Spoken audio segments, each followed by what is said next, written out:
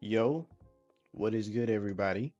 I know that I've been MIA for years, but it's fine because we're all gonna be good. I know that life has been lifing. I know we all been feeling it, but it's all good because we're gonna make a comeback like the 2016 Cavs with LeBron and Kyrie. So, I would like to announce a new series that I'm doing. It's called Real Talk, and it's just me saying how I feel about certain topics, whether that be horror films, sports, anime, or just life in general, or just anything that you guys want to recommend. So if there's anything that you want me to talk about, just leave that in the comments and I'll get that started. But without any further ado, let's go ahead and get this series on the road. So, the topic for today's episode, the first episode of the Real Talk series, is the state of gaming, right? So if you're here, you're probably a gamer or you just like games in some capacity, right? But it seems like today everywhere you go, people are complaining about the games that they're playing. They're complaining about how they're releasing unfinished, how they don't like the microtransactions, and I can agree to a certain point. But there's also a certain point where you have other people who are complaining about things that in my opinion just don't matter. Like people are saying like games are too woke nowadays, which that just sounds stupid. What do you mean games are too woke? It's a game. And when they say that, they're talking about how like the women aren't sexy enough for them. Like one instance I can bring up, this isn't a game that I'm talking about, but it's a show that came from a game, which is The Last of Us. Season 2 is just now coming out and people are just complaining about Bella Ramsey, I think the actress that plays Ellie. You're saying like she doesn't look like Ellie, and it's like it doesn't matter. Is her acting good? That's all that really matters. Does it portray the events of the game correctly? I haven't watched it personally, but me, I have played both of the Last of Us games. Great games, by the way, even though some people didn't like the second one, but it's fine.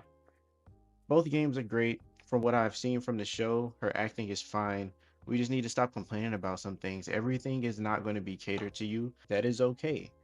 As a gamer, not every game is for me. Like I know there are very like highly critically acclaimed games that I just have not played.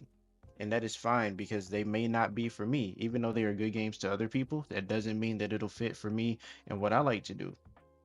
I wouldn't say like I'm the most diverse gamer. Now, I know I don't play like 2K, Madden, EA College Football, Call of Duty. I'm not one of those. Like I do like to venture out. I like to play a little God of War. As you can see right now, I'm playing Spider-Man. I do play Marvel Rivals, so that does make me a little bit of a basic gamer. But I like to branch out. Like right now, I'm playing Far Cry 5, which I honestly think is pretty fun. That game, people always say that like Far Cry 1, 2, 3, 4, and 5, they're all the same. But I think this one, like, it just ventures off into its own little thing a bit. But I'm going on a rant. Let's get back to the original point. So people are just complaining about games being too woke, and a specific topic that I have for that is Doom: The Dark Ages. So that's a game that I am like waiting to play. Like I cannot wait to get my hands on this game. I've been waiting on a new Doom game for a while. I love Doom, even though I never played the original ones. I started with Doom 2016, and then when Doom Eternal came out, I got that as soon as it came out. I've been impressed with everything that they've done. And there was a leak with the Doom game, the new one that's coming out, The Dark Ages, that there are sliders in the game now, which has never been a thing.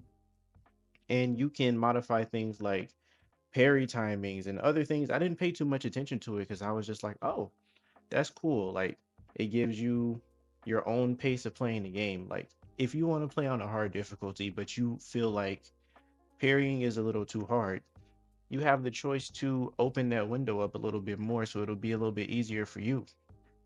And me being the person that I am, I'm thinking like, oh, that's not a problem. That's cool. People might use it, people might not use it, but it's really their choice if they want to or not.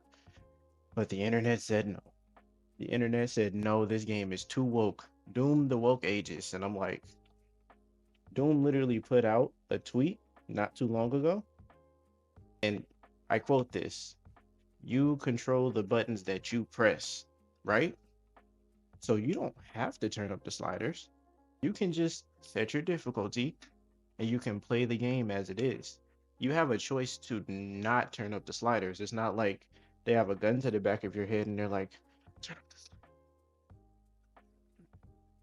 They're not doing that. They're literally not doing that. You have a choice.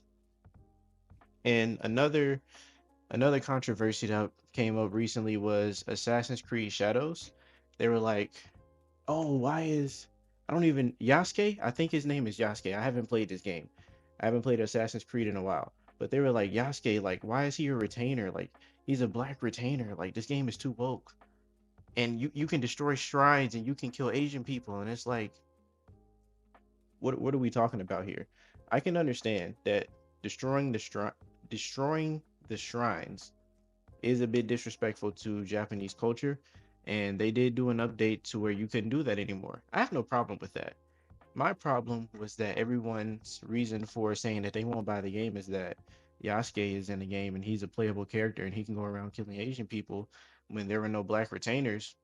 But then people went back and looked at it, and I think there was an actual black retainer. I don't know if his name was specifically Yasuke, but they did exist. And Asian people were literally coming online and saying, like, oh yeah, this is like correct. Like this is stuff that actually could have happened. But let's not dwell too much into that because I'm not too sure about the specifics of that.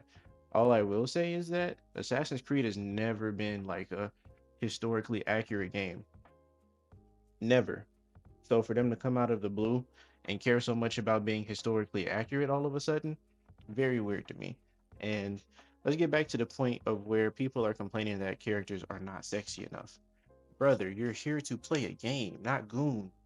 Why are you gooning out while you're trying to play a game? Just play the game. You are here to press buttons and have fun. Why do the characters need to be sexy for you to have that? If that's really your way of interpreting how you should play a game, like, oh yeah, if the character's sexy, I'm gonna play the game. Like, I understand. Like, I'm a dude, right? I get it. Girls are attractive. But if that's your only reason for playing the game, brother, you got some bigger issues that you need to figure that out, man. Stop gooning on the game. Just play the game. That's probably why I be losing all my rivals matches lately. People too busy looking at Emma Frost's thighs to play the damn game. They don't want to heal. But anyways, going on a tangent.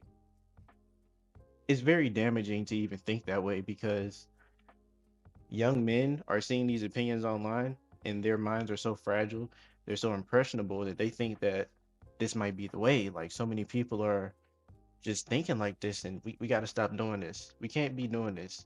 We're talking about gaming. We're supposed to be having fun, having a good time. There needs to be no discussion about characters not being sexy enough, games being too woke because of things that you disagree with.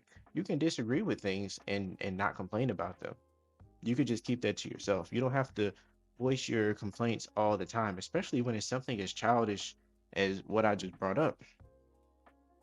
We could be complaining about things like games being released unfinished. Like when Cyberpunk first came out, the game is great now, but when that game first released, it was unplayable.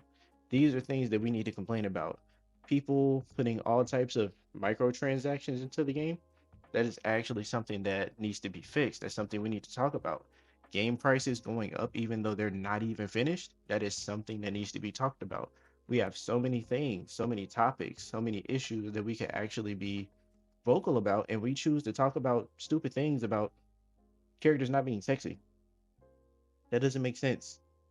Come on, bro. Listen to yourself. Like you're not you at this point, I don't even think these people play the games. They just find things online that other people are complaining about.